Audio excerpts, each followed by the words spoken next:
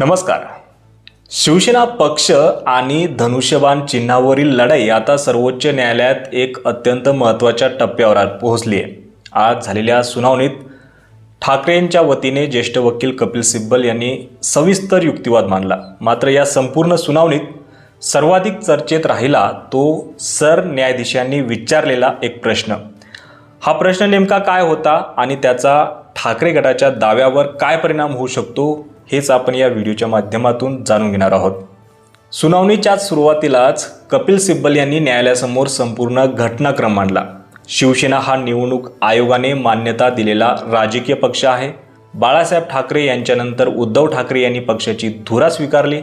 2013 आणि 2018च्या पक्ष घटनेनुसारच पक्षातील सर्व नियुक्त्या, निवडणुका आणि निर्णय झाले.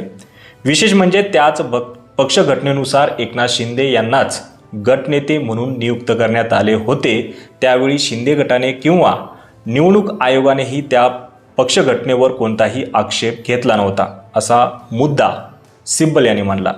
यानंतर त्यांनी 2022 मधील राजकीय घटनाक्रम न्यायालयासमोर ठेवलाय. विधान परिषद निवडणुकीतील क्रॉस ओटीनंतर काही आमदार सुरतला आणि त्यानंतर गुवाहाटीला गेले. सर्व आमदार एकाच हॉटेलमध्ये थांबले, भाजपच्या संपर्कात होते आणि सरकार पाडण्यासाठी नियोजनबद्ध हालचाली झाल्या असा गंभीर आरोप कपिल सिब्बल यांनी कोर्टात केला. सिब्बल यांनी पुढे सांगितलं की परिस्थितीचं गांभीर्य लक्षात घेऊनच उद्धव ठाकरे यांनी पक्षाची बैठक बोलावली आणि एकनाथ शिंदे यांना गट नेते पदावरून हटवून अजय चौधरी यांची नियुक्ती केली. त्यानंतर बंडखोर आमदारांनी स्वतःचा ठराव मंजूर करून पुन्हा शिंदेनाच गटनेता घोषित केलं. पण घटनापीठाच्या आधीच्या निकालानुसार विधिमंडळ पक्षाला असा अधिकार नाही. गटनेता आणि प्रतोद बदलण्याचा अधिकार हा केवळ मूळ राजकीय पक्षालाच आहे असा युक्तिवाद कपिल सिब्बल यांनी केलाय. यावेळी न्यायमूर्ती बागची यांनी प्रश्न विचारला की बहुसंख्य आमदार त्या बैठकीला उपस्थित नव्हते ना. त्यावर सिब्बल यांनी उत्तर दिलं की ते सुरतला गेले होते, त्यामुळे उपस्थित राहू शकले नाहीत. पण त्यामुळे राजकीय पक्षाचे अधिकार बदलत नाही. यानंतर सुनावणीतील सर्वात महत्त्वाचा टप्पा आला.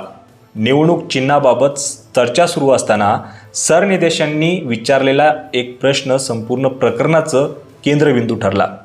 त्यांनी विचारलं की राजकीय पक्षामध्ये बहुमत नेमकं कसं ठरवायचं. त्यासाठी पक्षाच्या घटनेत किंवा निवडणूक आयोगाच्या नियमांमध्ये काही स्पष्ट निकष आहेत का. हा प्रश्न अत्यंत महत्त्वाचा मानला जात आहे. कारण निवडणूक आयोगाने शिंदे गटाला अधिकृत शिवसेना म्हणून मान्यता देताना विधिमंडळातील संख्याबळाला मोठे महत्त्व दिले होते.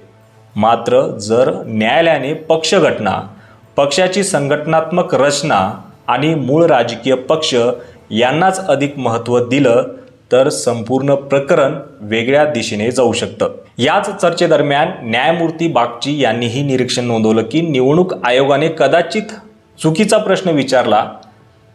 खरा प्रश्न हा राजकीय पक्ष कोणाचा हा असायला हवा होता. कपिल सिब्बल यांनी याच मुद्द्यावर भर देत सांगितलं की निवडणूक चिन्ह हे आमदारांचं नसून राजकीय पक्षाचं असतं. उमेदवाराला पक्षाच्या अधिकृत फॉर्म ए आणि बी शिवाय निवडणूक लढवता येत नाही. त्यामुळे मूळ पक्ष कोणाचा हा प्रश्न सर्वात महत्त्वाचा आहे. सुनावणी दरम्यान सरन्यायाधीशांनी आणखी एक महत्त्वाचं निरीक्षण नोंदवलं. त्यांनी म्हटलं की राजकीय पक्षाच्या प्रमुखांना हटवण्याचा अधिकार आमदारांना नसतो. अशा प्रकारची कृती ही पक्षाचे सदस्यत्व स्वेच्छेने सोडल्याचा पुरावा मानली जाऊ शकते. सिब्बल यांनी युक्तिवाद करताना विधानसभा अध्यक्षांच्या भूमिकेवरही प्रश्न उपस्थित केलेत. अपात्रतेच्या याचिका प्रलंबित असतानाच शिंदे गटाला गटनेते आणि प्रतोद म्हणून मान्यता देण्यात आली. त्यामुळे संपूर्ण घटनाक्रमाचा फायदा बंडखोरांना झाला आणि अखेरीस सरकार बदलले असा त्यांचा दावा होता. तर सुनावणीच्या अखेरीस सिब्बल यांनी न्यायालयाला सांगितलं की हा केवळ शिवसेनेचा वाद नाही, हा भारतीय लोकशाहीच्या भवितव्याशी संबंधित प्रश्न आहे. जर आमदारांनी पक्ष फोडून सरकार बदलण्याची पद्धतच मान्य झाली तर भविष्यात कोणत्याही निवडून आलेल्या सरकारला स्थिरता राहणार नाही. आजचा युक्तिवाद पूर्ण झाला असून सर्वोच्च न्यायालयात या प्रकरणाची पुढील सुनावणी उद्या दुपारी 2 वाजता होणार आहे. उद्याच्या सुनावणीत शिंदे गटाची बाजू आणि न्यायालयाचे पुढील प्रश्न या खटल्याला कोणते नवे वळण देतात याकडे संपूर्ण महाराष्ट्राचं लक्ष लागलं आहे.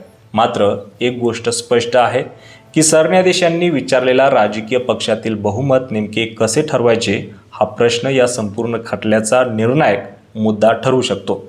अंतिम निर्णय न्यायालय देईल, पण आजच्या सुनावणीमुळे पक्ष, चिन्ह आणि लोकशाहीच्या मूलभूत संकल्पनेवर मोठी घटनात्मक चर्चा सुरू झाली आहे.